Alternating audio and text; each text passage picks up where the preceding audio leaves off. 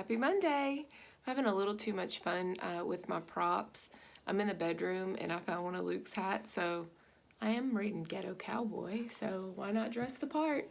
All right, so we left off on chapter 16, and Boo would not move for Cole, and he had to get off and lead him, and Carmelo, this new character, passes by and shakes his head and mutters, "You don't deserve to wear that hat." So we're going to see what happens. Chapter 17. I try not to look at the guys as I tie Boo to the tree. "Why you gotta make me look bad, bro?" He looks at me all sorry. Dumb horse. But then he bows his head and waits for me to pet him. I roll my eyes, but end up petting his neck while he chews on the grass.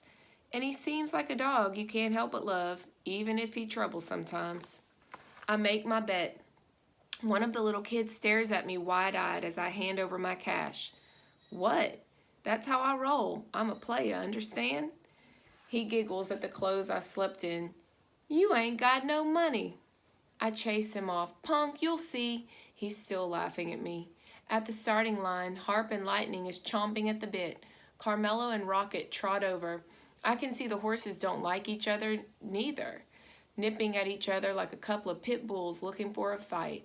Bad blood. An older woman with fake blonde wig walks out with a red bandana in her hand. The guys all whistle and she makes a face like, "Ain't I pretty?" Even though she ain't really. She gets to the spot about 20 feet in front of the horses, but off to the side. "Ready?" She waves the flag around. "I'm always ready, honey," someone shouts out to laughs. "Set." Harp and Carmelo line up their horses like they're struggling to hold them back. "Go!" Rocket bolts, but Lightning seemed to be stuck in neutral, like there's an invisible wall in front of him. Harper don't panic, though. After a beat, he yells, and Lightning, well, it's like he explodes out of there. He takes off, and the ground is shaking, and he goes after Rocket. I can't believe my eyes, but somehow Lightning is catching up to him. The guys is going crazy, yelling and climbing over each other. Even I'm jumping up and down. Finally, Lightning and Rocket is running side by side, and I swear I see Harper look over and nod, like, "See you later," and he shoots past Carmelo. Now everyone's really going crazy, and that woman is jumping up and down, laughing, and Harper passes a spot where we came in and holds up his arms and points to the sky. I jump in the air and yell, "Yes!" Some of the guys is on their knees pounding the ground like they can't believe what they just saw neither. The kids is running around hooping it up. Jamaica Bob yells out, "The champ is back!" Big D just stands there stewing, then heads over to his truck. Money changes hands, and the ones who bet on Harp is really happy. "Now that was a race," I hear Tex say, "just like the old days." I see Harper trotting back, sitting up in the saddle, all smiles. Carmelo's still down at the other end, looking away from us like he's trying to figure out what happened. Bob hands me a $20 bill. "Looks like you made a good bet," he says. Everyone rushes around Harper as he gets off Lightning and pats him on the back. "Now that's how it's done," he says, all proud. "Where's Big D?" Bob points to the truck where Big D is sitting behind the shades. Harp nods, and D nods back. He don't look too happy. Someone turns up the music. It's that song, "Celebrate good times, come on." And the guys start dancing and screaming for Big D's benefit. "Celebrate good times, come on." Even I get into it. Big D just shakes his big head. When Carmelo rides up to his truck, they have a few words and they don't look like good ones. The song ends and the woman hands Harper a Coke. He gulps it down, then says, "Victory sure do taste sweet." I go up to him and hold out the 20. "What's that for?" he asks. "That's my winnings. I kind of borrowed it yesterday." He don't seem to mind. "Keep it. I got my own winnings coming." Jamaica Bob slaps Harp on the back and hands him a small stack of bills. "To the victor go the spoils." Harper grins and pockets the cash without counting it. "Your old man ain't so old now, is he?" Bob asks me. Looking at Harp all happy, he do seem younger. Bob takes the hat off my head and plops it back on Harper. "Your daddy is a legend around here. Nobody's won more races, even though he only races a few times a year these days." Harp acts all modest. Well, maybe I'll come out of retirement for this kind of cash.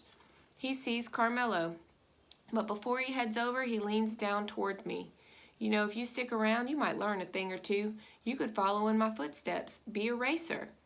I look at all the love he's getting and think that might be all right, but I just nod.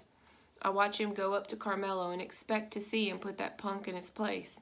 But instead, he says something quiet, and they hug. Word must have got out because on the way home we run into a block party and it seemed like everyone's on the street or hanging out their windows saying nice things to him. I can see it makes Harper feel good to be out among the people, treating him like a real neighborhood hero or something. He gets held up by some friends, but nobody seems to notice me so much, mostly because he don't introduce me. I end up waiting around for him, and even though some lady gives me a drink to pass the time with, I don't know nobody here, so I want to leave. Finally, after about half an hour, he sees me and nods, and we head on back. Been a while since I seen a lot of those folks. Nice party, wasn't it? He asks. I shrug and ignore him. When we get to the stables, Tex and Jamaica Bob is already there. I get off Boo and Bob takes him back into the stable. Harp calls Tex over and hands the stack of bills to him. Use this to take care of that dead horse. The meat vendors won't take him now, but see that the body is disposed of proper-like. Tex glances at the money. But this is your winning, son. Yep, and we can't afford to have a dead horse around here, can we? Mrs. Elders can't afford to do nothing, so there it is. Tex wanders off, counting the cash. Too bad. Could have bought some nice feed with this. Harp looks down at me, then holds out his hand. What? I say. I think he wants me to shake it, but all he say is, You hungry? I gotta admit I am. Maybe. Well, come on then. I put out my hand and he grabs it and swings me up onto lightning like we in a rodeo. I don't know how he did that, but he nods like it ain't no big thing. Hold on, he says. He puts my arms around him as we trot back out onto the street. I can feel the warmth from his back, and then I realize this is the first time I ever hugged my daddy. Chapter 18. I looked and it's kind of short, so I'm going to go ahead and continue. Harp asked me if I ever had a Philly cheesesteak. I don't know much, but I know steak, and it ain't made of cheese. But I had seen a place in Detroit called Philly's Cheesesteak, so I guess it's not a joke. He takes me to this place around the corner, and we stand in line in front of this little shack. He talks to the guy and then turns around with 2 gigantic sandwiches. Gotta have the complete Philly experience. We sitting on the curb, and even though this sandwich got a weird name, I dig in, and it's so good. Where I'm from, we got coney dogs and deep dish pizza, but I ain't had nothing like this. Both of us is chowing down when a cop car pulls up in front of us. The window rolls down, and this black cop with a shaved head stares at us through his mirrored glasses. That's your horse? He asks, looking at Lightning, who's tied up to a sign. Harper don't even look over. Acts all innocent. That isn't my horse, officer, he says. Cops seem to know he lying, and I'm thinking maybe you can't ride a horse on the streets. Heard you did a little racing down at the speedway this morning. Harp looks up, gives him major tude. Yeah? And what's it to you, pig?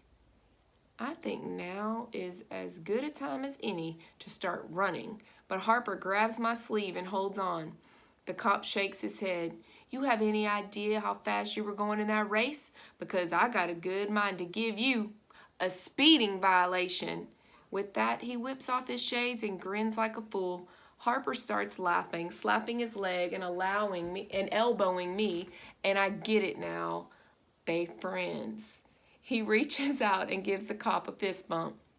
So where were you? Harper says. I could have used that speed gun because lightning was flying for sure. The cop sighs. Yeah, so I heard. Next time you crawl out of that hole you call a stable, let me know and I'll be there. Last time I heard you race was a while back. Harp wipes his mouth on his sleeve. Yeah.